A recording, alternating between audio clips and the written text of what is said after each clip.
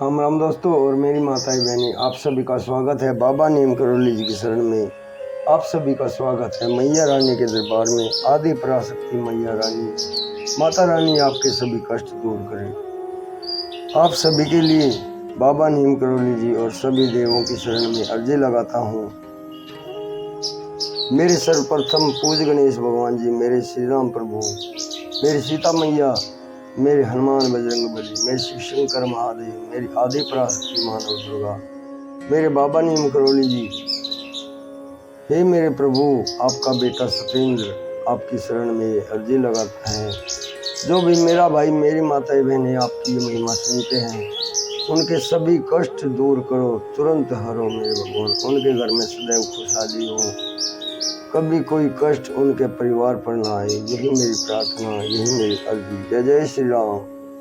दोस्तों और मेरी माताएं बहनें, आज मैं आपको बहुत ही महत्वपूर्ण एक पीपल के वृक्ष के बारे में पौराणिक कथा है, उसको बताता हूँ मैं। महाभारत कालीन पीपल काटने के दुष्परिणाम भगवान श्री कृष्ण कहते हैं, चाहे किसी भी वृक्ष को हम काटते हैं, अगर वो वृक्ष जिंदा है तो उसका मनुष्य की हत्या के समान ही अपराध होता है, पाप होता है। तो पेड़ों को काटना नहीं चाहिए, और पीपल के पेड़ को खासकर काटने से हमें क्या परिणाम भुगतने पड़ते हैं इसमें बताया गया है। भगवान श्री कृष्ण ने पूरा सुने।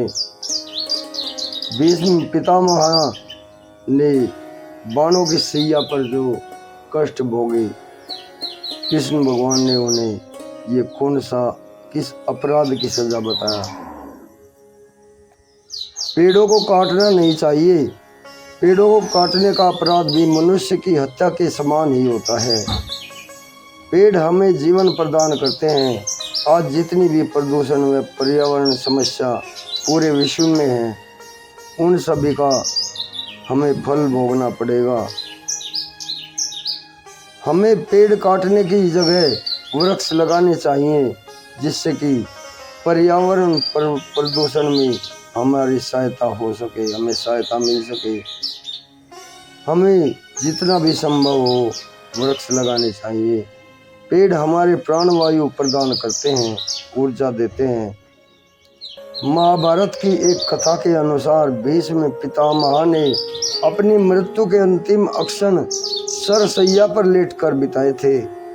उल्लेखनीय है कि उन्हें इच्छा मृत्यु का वरदान था और वे सूर्य के उत्तरायण होने पर ही प्राण त्याग करना चाहते थे, जिसमें अभी देरी थी।